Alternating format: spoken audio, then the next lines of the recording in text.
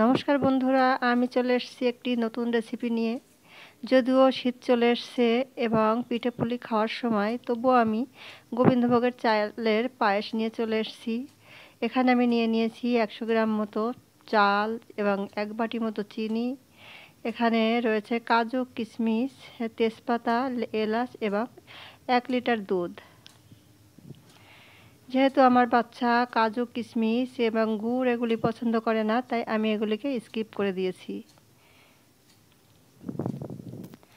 আমি চালটিকে ভালো করে ধুয়ে আধা ঘন্টার জন্য ভিজিয়ে দিয়েছি এবং এ সাইডে আমি দুধ গরম করতে বসিয়ে দিয়েছি।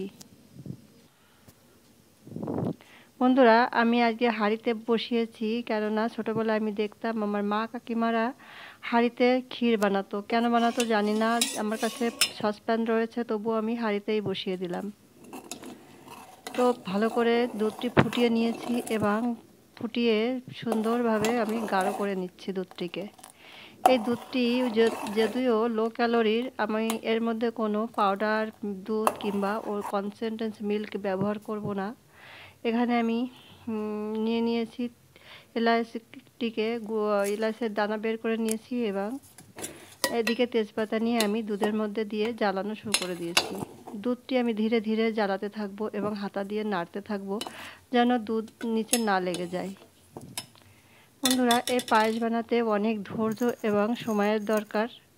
এদিকে আমি এলাচটিকে তাওয়াতে ভেজে নেব ভালো করে এবং পেস্ট করে নেব, একদম পাউডার করে নেব। এদিকে দুধ জ্বালিয়ে আমি প্রায় দুধটি অনেকটা শুকিয়ে এসছে। দেখুন বন্ধুরা, দুধটি বেশ সুন্দর গাঢ় হয়ে এসছে। এখন আমি ভেজানো চালটিকে পরিষ্কার করে ধুয়ে নিয়ে দুধে এখন দিয়ে দেব।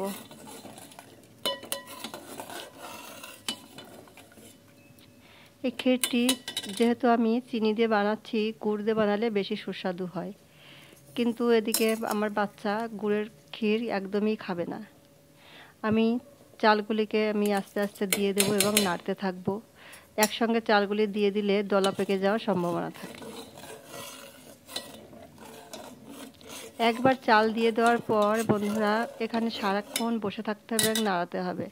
ক্ষীরের পাত্রটি থেকে দূরে গেলেই যদি নিচে একবার লেগে যায়, তাহলে পুরো ক্ষীরটি আমাদের খারাপ হয়ে যাবে। তো ধৈর্য সহকারে চাল এবং দুধের ক্ষীর নাড়াতে হবে ধীরে ধীরে, হালকা হাতে। এবং দেখুন, একটি পর্যায়ে যখন 80% মতো আমার চালটি ফুটে উঠবে এবং দুধটি অনেকটি শুকিয়ে আসবে এবং চালটি আমি তখন দেখে নেব। যদি দেখি যে অর্ধেকের বেশি, হাত দিয়ে গেলে দেখতে হবে, অর্ধেকের বেশি যদি হয়ে যায়, তাহলে বুঝতে হবে যে আমাদের চিনি দেওয়ার সময় হয়ে এসছে। দেখুন কি সুন্দর গলে গেছে। আমি এখানে 1 বাটি চিনি নিয়েছিলাম, যে চিনিগুলো আমি অল্প অল্প করে দেব, যতটা প্রয়োজন ততটাই দেব। তো এখানে আমার গলা বাটি মতো চিনি লেগেছে, সামান্য একটু চিনি বেঁচে গেছে। আমি এবার হালকা হাতে নাড়াতে আছি। প্রায় 1.5 ঘন্টা হয়ে গেছে, আমি এখনো বানিয়ে যাচ্ছি। বন্ধুরা দেখুন কি সুন্দর একটা কালার এসছে। যদিও এই ক্ষীরটি লাস্টে অনেক রিচ হয়ে যাবে, সে কারণে আমি লো ক্যালোরির দুধ নিয়েছি।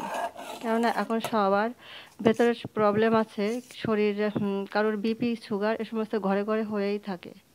তো আমি সামান্য একটু লবণ দিয়ে দিয়েছি এবং লবণ আমি পরিমাণে অল্প দিয়েছি, লাগলে আমি আবার দেব। একবার দুবার দিলে কোনো অসুবিধা নেই, কিন্তু একসঙ্গে অনেকটা পড়ে গেলে তখন ক্ষীরটি খারাপ হয়ে যাবে, খেতে কোনো টেস্টই লাগবে না। তো দেখুন, এখন ধীরে ধীরে জ্বালাতে জ্বালাতে একটি ভাপ এসছে, টকবক টকবক করে ধীরে ধীরে ফুটছে। তার মানে আমাদের প্রায় 95% হয়ে গেছে। তো এখন আমি পাউডার করে রাখা এলাচির পাউডারটি দিয়ে দেব এবং গ্যাসের ফ্লেমটি বন্ধ করে দেব এবং হালকা হাতে 2-4 মিনিট এভাবে নাড়তে থাকবো। ক্ষীরটি ভালো সেট হয়ে গেলে আমি তখন ক্ষীরটিকে আমি নতুন পাত্রে নামিয়ে নেব, অন্য পাত্রে নামিয়ে নেব।